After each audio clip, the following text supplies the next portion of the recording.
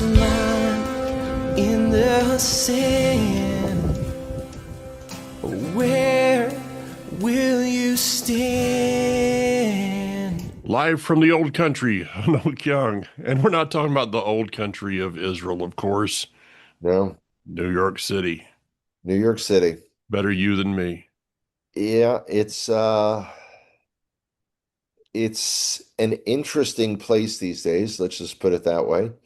I haven't personally encountered any jihadis. Uh Chances are, had I, y'all would have seen it on the news already. Probably. But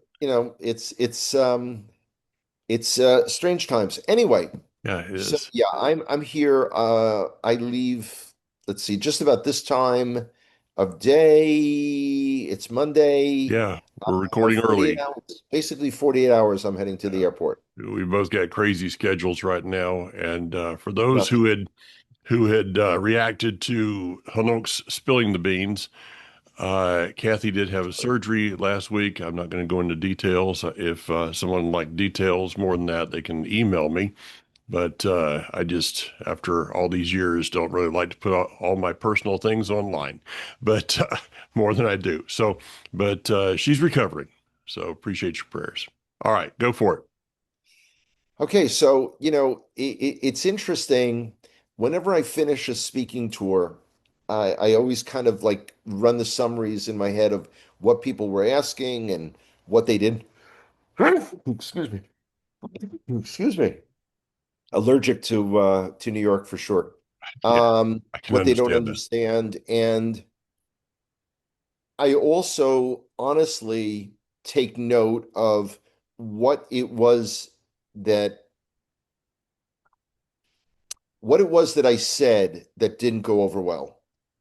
And as a general rule, anything that implies a criticism of Benjamin Netanyahu is not well received by the audiences that I Yeah, speak to. Now, I kept pointing out, and this is over, I mean, this is over a period of 7 weeks of indecisiveness. People said, no, no, Israel's going in and they're conquering Gaza and we're going to build Jewish communities again. And okay. And I kept saying, part of what you're hearing is a threat to pressure Hamas. That's part of what you're hearing. But why is Israel continually announcing we're going into Gaza City? We're going into Gaza City. yeah, And all that that's done is around the entire world has resulted in a series of sanctions from countries that used to be somewhat friendly to us, generally. And it's a difficult situation. Meanwhile, we have not gone in and taken over Gaza City. And everyone's talking about, is there a deal? Is there a not a deal? There needs to be a clear vision, and Israel has not articulated it as to what is supposed to happen. Are we back at free the hostages, disarm Hamas, exile them from the country? They can't have any role in any future governing in Gaza. yeah. That statement's now about 2 years old.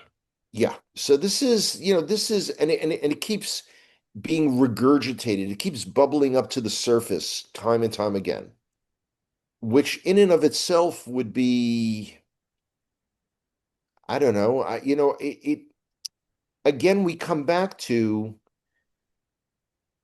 who is going to run, there is no plan for the day after. The idea that other Arab states, quote unquote, will come in and run Gaza and do it administratively, or that it's going to become some, new, uh, French Riviera kind of Atlantic City, that President Trump had originally proposed back last winter.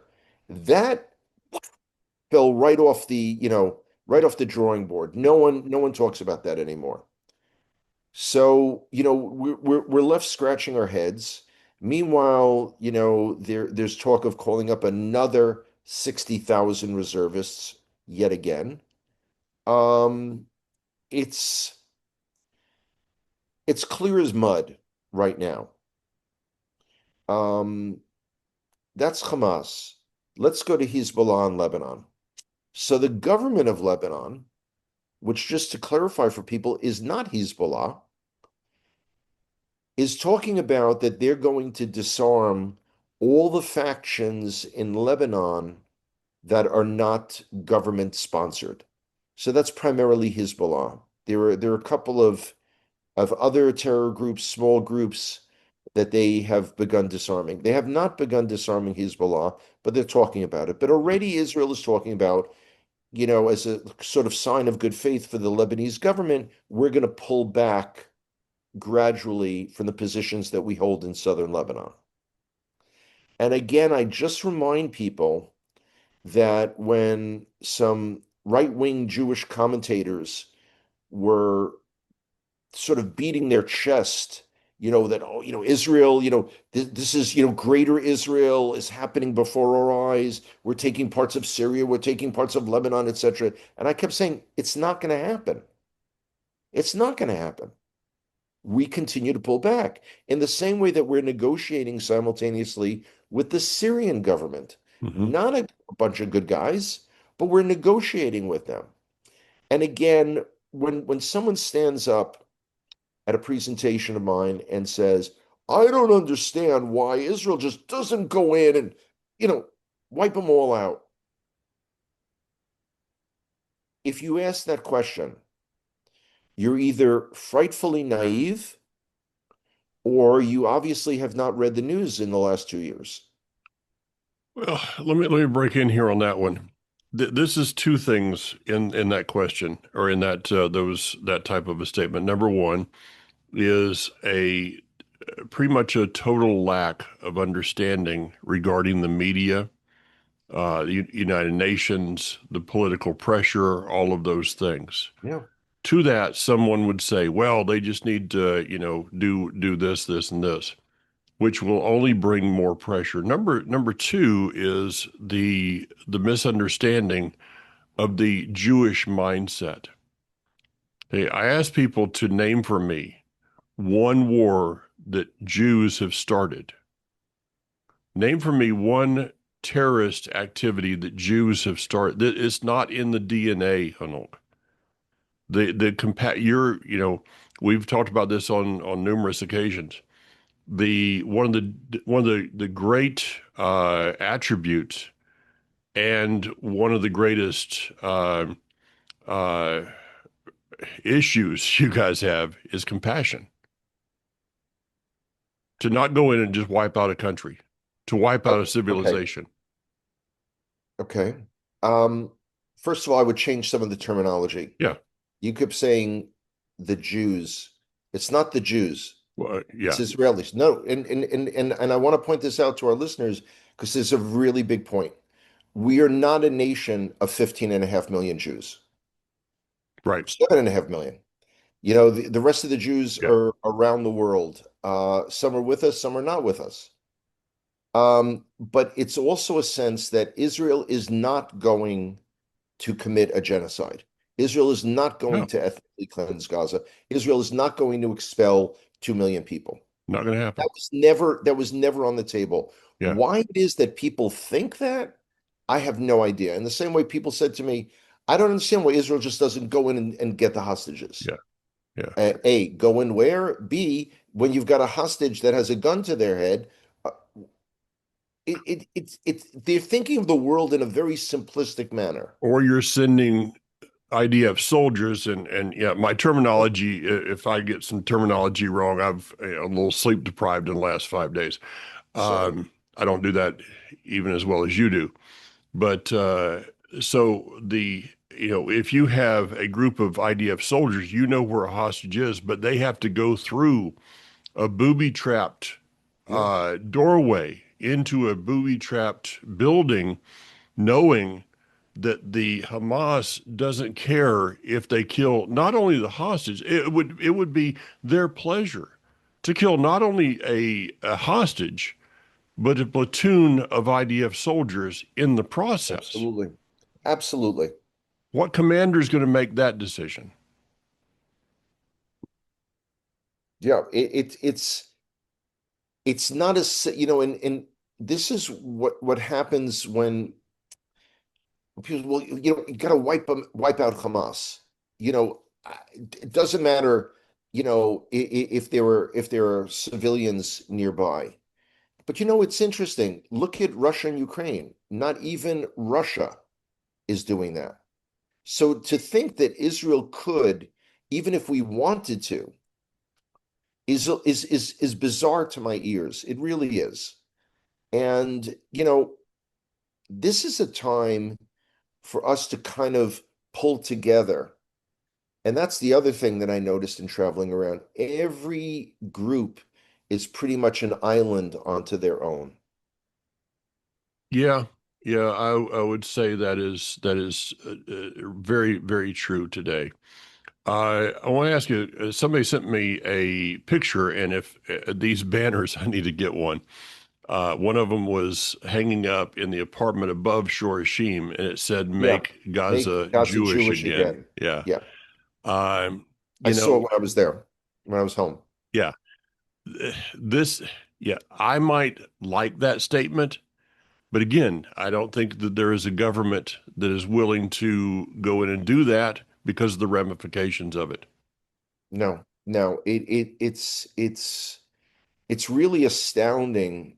Um, and I do remember when I first saw it up, tourists were stopping and taking pictures Yeah. of it, and there were locals who were actually speaking to the tourists, people that we know, Mike, because they were concerned that these tourists were going to go back to their countries saying, Israel is a bunch of crazy militants, and that, and that's where this constant underlying theme seems to come up, that the Israeli government allowed, God forbid, October 7th to occur to give us an excuse to ethnically cleanse Gaza and then resettle it with Jewish communities. Yeah.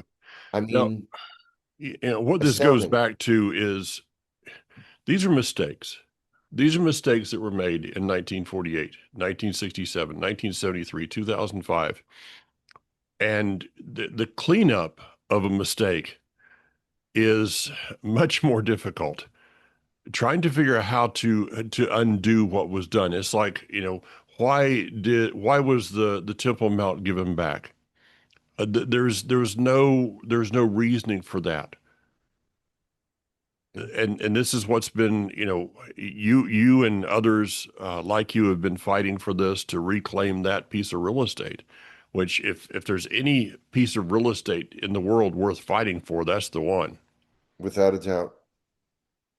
But what Without about a doubt. this? There was a report the other day. You sent me the thing about Netanyahu and you know, that he was at least complicit. He was asleep at the wheel, whatever. Okay. To me, there's a big difference between, he wasn't complicit. He didn't Okay. plan it.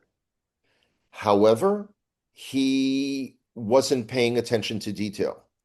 When the military intelligence was meeting regularly with the prime minister, he allowed those gaps between meetings to go from days to Yeah. weeks to months. It's not up to the general in charge of military intelligence to demand when the prime minister meets with him. But he was busy with other things. And again, it was part of this concept that Hamas was deterred and they weren't going to start a war. So why are we looking at these intelligence reports? Well, to the definition, our definition of complicit here, if you're my neighbor and I see somebody in your yard that is that is about to rob your house and I do nothing, then I'm complicit in that. But here it is. The prime minister wasn't aware of these intelligence reports because he wasn't interested in meeting with the intelligence And officers. see, that's the thing. He wasn't interested, which, that to me is guilty. You know, if you're like, well, I don't care about the guy over there next door, Yeah, I just kind of throw that all in the. I'm probably more simple than you. I just kind of throw things in there. So, uh, here we are coming up on 2 years. 2 years. In the midst of Sukkot, we're going to be dealing with October 7th. Um, I'm already trying to figure out how to process that because I'm going to be in different places speaking. Right. And I'm not going to get into the details of what I'm trying to process there. But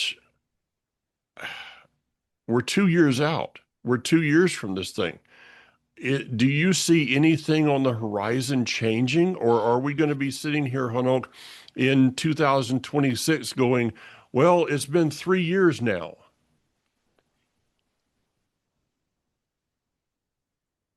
From the very beginning, I said that I believe that there would be a negotiated end. Um, it's not going to be what we want. The remaining hostages, those that are still alive, those bodies that are being held by the Gazans, will we ever get them back? No one knows. Um, Yeah, probably about the same time as you get the remains of Ellie Cohen. you know, it's a very, it's almost a no-win scenario that we're in, because the idea of moving on Gaza City is something we should have done a year and a half ago. Yeah. And we've made a lot of mistakes. So militarily, we're much stronger than our enemies, but we're handicapped. And now the world is convinced that we are starving Gaza, and tens of thousands of people will demonstrate in Australia. I mean, Jews are physically attacked throughout the world, from Canada to the Netherlands to France to the US. The issue is that's not going to go away. I mean, eventually, there won't be any Israeli troops in Gaza. Okay? It's just setting up a scenario for the next round. Yeah, that's where I was. Their tunnels have not been totally destroyed. Yeah, Not at all. Not even close. that's where I was going next, is that if there is, and yes, you have said from the beginning there is a negotiation for another ceasefire, which means Yeah, that the enemy has been empowered with a greater knowledge of how to do this. absolutely. So if there is a negotiation here, there is a ceasefire. There is not a single Jewish Israeli that is safe in the land of Israel from being taken captive, Absolutely true. from being, I mean, I go back to the days of the Oslo War, the Second Intifada. There was no one. Okay. And it wasn't just, if I'm standing there, or if I happen to, as an American tourist, get on the same bus as the homicide bomber, well, that bomb's not going to say, well, I'm sorry, you're a tourist. I'm not going to, Yeah, these nuts and bolts are not going to go through you. yeah. So this is going to be, we look back, remember I don't have to say remember to you, but there were Thai workers that were taken hostage. There were Druze that were taken hostage. They will live to fight another day, and Israelis will die another day because of that. And because of the fact that my government has no plan. There's no And plan. and that's why I ask you, what's it look like? Are we going to be sitting here 3 years from now, or on the third year? No, and I'll tell you why. Because President Trump is going to grow bored with the situation. He probably already has. Yeah, And he's going to grow impatient with it. And this is why, I watch what's going on with Zelensky and Putin, Ukraine and Russia.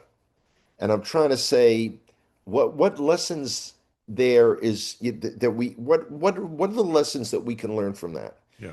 And the idea that the world's mind is poisoned beyond, it can't be remedied. The Jew hatred in the world has gotten into everyone's head and heart, and we've become, and no one will ever print a retraction and saying there aren't children starving in Gaza. Oh No no. one's ever going to say that. In the same way that I still see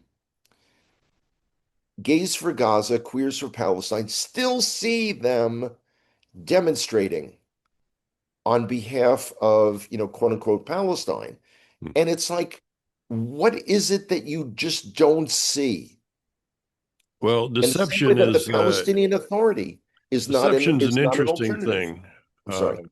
Yeah, deception is an interesting thing because, as to quote someone from years ago, said, how do you tell a person that's deceived that they're deceived? That that's Well, a that's a difficult one right there.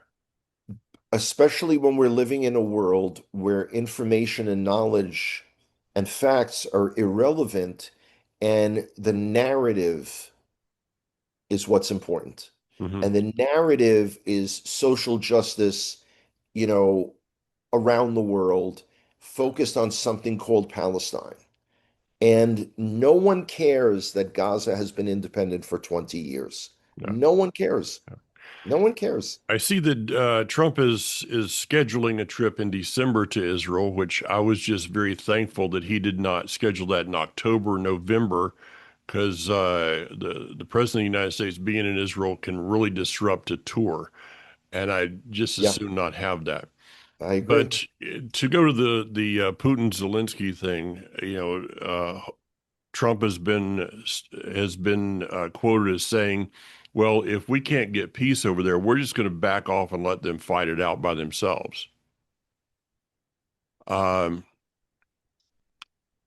this thing of America will always stand with Israel. You know how long I've been saying that's not true. Why? Yeah, Not because of my intellect, not no. because of my great study of history, because it says in the scripture that all nations shall come against Israel. And that does not say all nations except for Israel, America, all nations except for Canada. Well, that one's long gone. All nations except for whatever.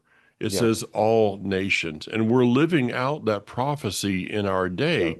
yeah. And people need to begin to speak, to think, as you've heard me say, and others have, people need to start thinking biblically, not politically, not emotionally, not off the news, the media, all of those things. Begin to speak biblically, which is kind of difficult, or to think biblically, which is kind of difficult for a person who has not opened their Bible in a week or a month or a year. Well, even for those who have, I have come across a lot of people who can't seem to get beyond the replacement theology Yeah, that, and again, remember, people who come to hear me is a self-selected audience. So these are, the congregations that invite me are only the pro-Israel ones. yeah. They're not the ones in the Messianic movement that have, split away from Israel. Um, so they're the pro-Israel ones. The ones that actually come to the presentation itself are the pro-Israel ones. I have no idea how you just did that with your camera again. What's amazing, this is a brand new MacBook Oh, good. since yesterday. I didn't touch it. I didn't move it. I don't know. I mean, I don't control the vertical. I don't control the horizontal. I don't know. I don't know. I don't know. I don't know what's going on. Anyway, Okay. Okay. but having said that, so people have this, so there is an inexplicable disdain of elements of Judaism that they don't understand. And, it's now, by the way, Chodesh Tov, it's Elul. Yes. but this is always whenever it's Rosh Chodesh. No, we're gonna wait, and we're gonna wait, till Nehemiah Gordon stumbles upon the barley and the Aviv, and it's like people have their heads filled. Even when I'm having a conversation with people and I'm thinking, wow, these guys really got it. They understand mutual respect. They understand, and then all of a sudden they'll blurt out something, and it's like, seriously. Well, interesting enough, Hanok, that the Hillel calendar and the sighting of the moon in Israel were on the same night, which Yeah, okay, so at least takes us out of that argument for a month. This yeah. thing of Till the the, next time. yeah, I know till next month, which probably won't line up. This thing of there's a lot of Judaism, and I've probably tried to understand as much as I possibly can. And you and I have talked many times. There's a lot of things I don't agree with, but so what?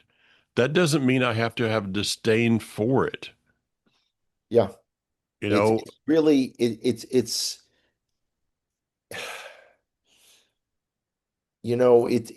it's the how many congregations I've gone to over all these 12 years.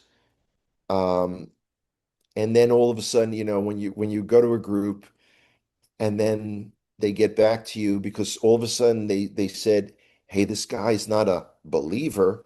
Why do we even have him here?" And I didn't change. I'm still the same guy that I was. yeah, I know. Um, either they're in it, either they're in this whole mutual respect idea, or they're not. True, true.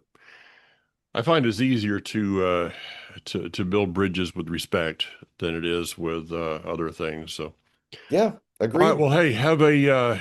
I know you're going to just enjoy so much that flight back as much as you enjoy traveling and Yeah. flying, and you got your business class upgrade coming over, but Yeah, that how was much? a once in a gazillion year something where there were families that wanted the premium seats together, so they had to push someone out of the premium seat into business class. Oh, That well, was me. I would much rather have it on the way back. Um, this is when I experienced the jet lag, yeah. going east, Oh, going home. yeah. I never get it coming to the US. So And I don't get it going there, but when I come back, it's 2 or 3 yeah, weeks. So, all right, yeah. hello. We'll have a good flight, and Thank you. Bezrat Hashem, we'll see you in Israel next week. Yeah, listen, it's wild stuff. And just as a reminder to folks, somewhere in the January, February timeframe, I'm coming back to America. I would actually encourage you to get on my calendar now. It's going to be a very tight trip. So if Okay. you want to Yeah. see me, let me know. And I have no idea why this camera keeps moving like this. No idea. All right, Mike. Take care. Send love to Kathy. All right. See you. Take care, man. Bye bye.